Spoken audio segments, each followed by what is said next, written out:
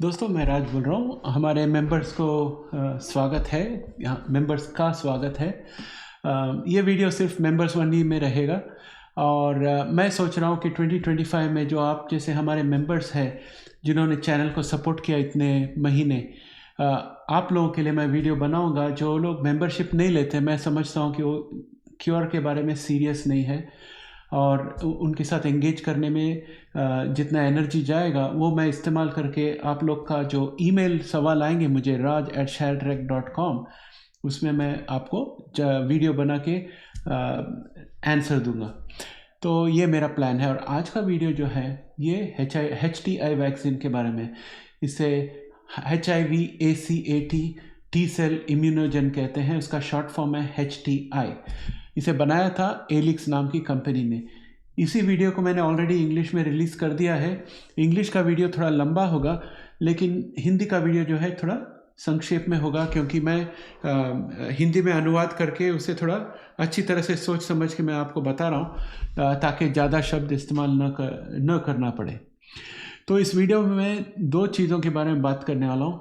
पहली बात यह है कि यह HTI वैक्सीन क्या है और इसे गिलियड ने टेक ओवर जो किया है उसके बारे में। दूसरी चीज़ जो बात करने वाला हूँ कि ये जो ट्रांजैक्शन हुआ है जिसमें गिलियड ने HTI पूरा एसेट्स ले लिया एलिक्स के पास से, उसका AGT को क्या फ़ायदा हो सकता है, EBT को क्या फ़ायदा हो सकता है, उसके बारे में मैं वो भी बात करने वाला हूँ इस वीडियो में।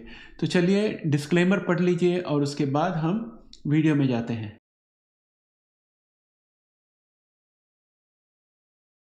तो दोस्तों आप लोग को तो पता ही है कि ये हमने एलिक्स के बारे में पहले एक वीडियो बनाई थी। अगर आपने देखा नहीं होगा तो हमारे चैनल में जाके देख लीजिए। एलिक्स के बारे में हमने HTI वैक्सीन पहले कवर कर चुके हैं, लेकिन आपको याद दिलाने के लिए मैं एकदम संक्षेप में बताता हूँ कि HTI जो है ये वैक्सीन HIV के जो कॉन्जर्व्ड एरियाज जिसे कहते हैं, कॉन्जर्व्ड एरियाज यानी कि अगर HIV जो है हम कहते हैं वो बदलते रहता है, लेकिन HI में कुछ ऐसे हिस्से रहते हैं जो बदलते नहीं है। वो इसलिए बदलते नहीं है क्योंकि अगर वो बदले तो HIV बढ़ नहीं सकता, आगे ख़त्म हो जाएगा। तो इसलिए वो जो हिस्से हैं जो कॉन्जर्व्ड रीजन कहते हैं वो अलग अलग स्ट्रेन के HIV के लिए कॉमन रहता है। तो अगर उसके ऊपर टारगेट करके कोई वैक्सीन बनाओ तो सभी स्ट्रेन के ऊपर उसका असर पड़ेगा। तो ये पहला फ़ायदा है HTI का, क्योंकि HTI ने कॉन्जर्व्ड एरियाज़ का प्रोटीन्स लिया है इस वैक्सीन को बनाने के लिए। और ये क्या करता है कि CD4 टी सेल को एक्टिवेट करता है और CD8 टी सेल को एक्टिवेट करता है, जो जाके सीधे HIV वाले सेल को नाश करते हैं साइटोटॉक्सिन्स रिलीज़ करके।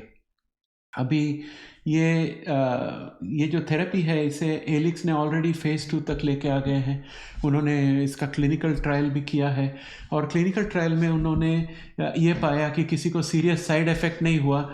और ये भी डेटा ये भी बताता है कि इसकी वजह से ये जो HTI वैक्सीन है इसमें इतनी क्षमता है कि ये लोगों को ART लेने से रोक सकता है। सॉरी, मैंने गलत कहा। ये इस वैक्सीन में इतनी क्षमता है कि ये फंक्शनल क्योर की तरह काम कर सकता है। इसका मतलब है कि जो लोग रोज़ ART लेते हैं, ऐसा भी हो सकता है कि ये वैक्सीन लेने के बाद उनको कई महीनों तक ART लेने की ज़रूरत न पड़े। तो ये संभावना बहुत दिखाई दे रही है क्लिनिकल ट्रायल्स में, और इसकी वजह से उन्होंने clinical trial, long term clinical trial रखा है जिसमें ATI करके वो स्टडी कर रहे हैं कि ATI कितना दिन तक रख सकते हैं कि वायरल लोड ना बढ़े, तो उसका असर पता चलता है। तो फिर वो अप्रूव होने का तो एडवर्टाइज़ कर सकते हैं कि अगर आप HTI लो, वैक्सीन लो, तो 6 महीने के लिए आपको या 3 महीने के लिए या 8 महीने के लिए आपको ART लेने की ज़रूरत नहीं। तो वो बताने के लिए वो जो लॉन्ग टर्म स्टडी करनी है वो भी जारी है HTI के लिए। और दोस्तों सवाल ये, अभी नया जो नई खबर जो आई है वो ये है कि गए साल नवंबर में गिलियड ने एलिक्स के पास से पूरी HTI की थेरेपी के जितने उनके रिसर्च थी सब जो राइट्स रहता है सब उन्होंने ले लिया है। और मैंने गिलियड के वेबसाइट में भी जाके देखा, उनका एक सेकेंड आपको वेबसाइट में ले जाता हूँ। यहाँ पर आप देखोगे कि गिलियड साइंसेस के जो पाइपलाइन है इसमें HIV के लिए बहुत सारे थेरेपी है।